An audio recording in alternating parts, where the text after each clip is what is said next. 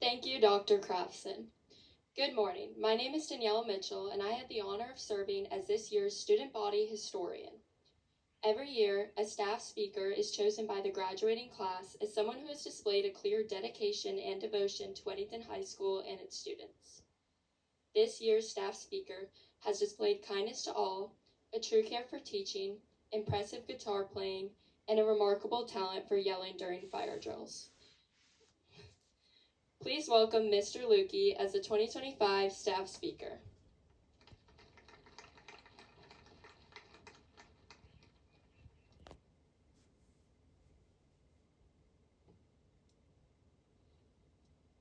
Good morning. I'm not very good at this, but I'm pretty sure that right now I am supposed to, 1, congratulate you, and 2, give you some advice. So,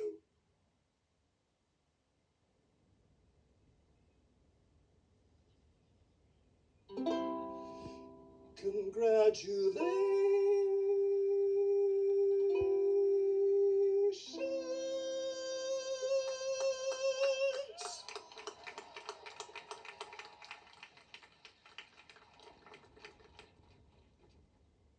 2, you may like scrambled eggs, and you may like chocolate chips.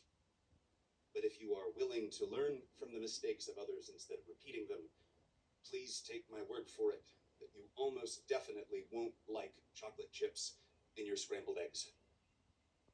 Thank you.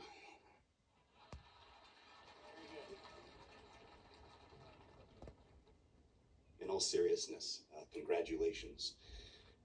And I will do my best to give you some useful advice. But the older I get, the more suspicious I am of one-size-fits-all advice regarding higher education and career paths. I am hesitant to tell you what major to choose in college, or even whether you should be going to college. But there's something I would like you to consider regardless of what plans you've made for yourself.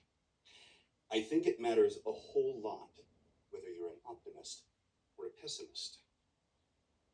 I believe the question has much greater implications for your life than how sunny or gloomy your disposition is, or how much fun it is to be around you. I have something to say that I've been told is controversial and polarizing, but I'm going to say it anyway. You should be an optimist.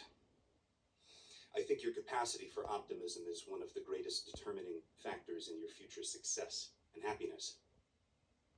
In preparation for today's lesson, this speech, I actually did an experiment to test the validity of that old saying I'm sure you've heard, the one about the optimist and the pessimist and the glass of water. I surreptitiously gathered the 30-ounce Stanley tumblers belonging to some of my colleagues, and into each of them I poured approximately 15 fluid ounces of water. And first I returned the cup belonging to Miss Severance, who, and I say this with love and respect, is somewhat of a pessimist. True to age-old expectation, she said the glass was half empty. Actually, the exact words she used were, "You're so weird. This is my cup. Where did you get it? Did you put water in it? Well, thanks, I guess, even though it is half empty. Wait, did you drink the rest of it?" Next, I returned the cup belonging to Mr. Salmonen. Don't let his gruff demeanor fool you. He's quite the optimist. And just as you would expect an optimist to say, he said, "You're so weird. Thanks for bringing me my cup, half full of water. Wait, did you drink the rest of it?"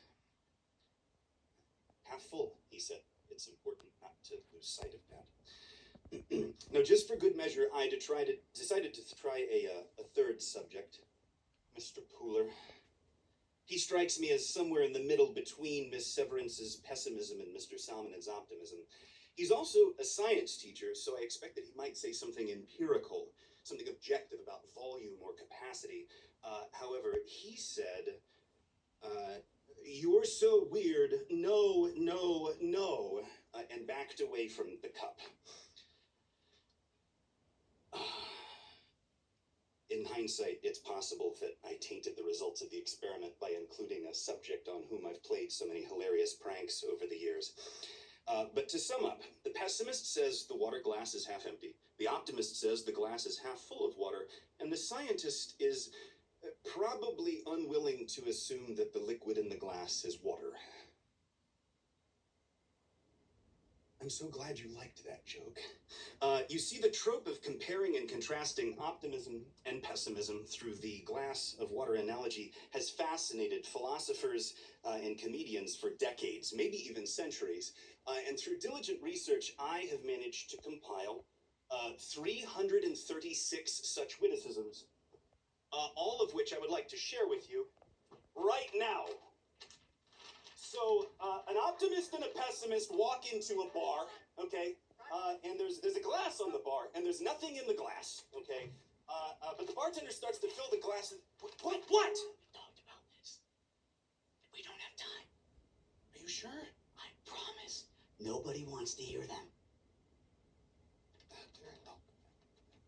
Perhaps some other time. No. I'll just read the last one. It's really good. The optimist says the glass is half full. The pessimist says the glass is half empty. And autocorrect says the glass is January 2nd. Perhaps there's a more useful way of looking at this. If an analogy is unhelpful and distracting, we should discard it. Is this water? Shh.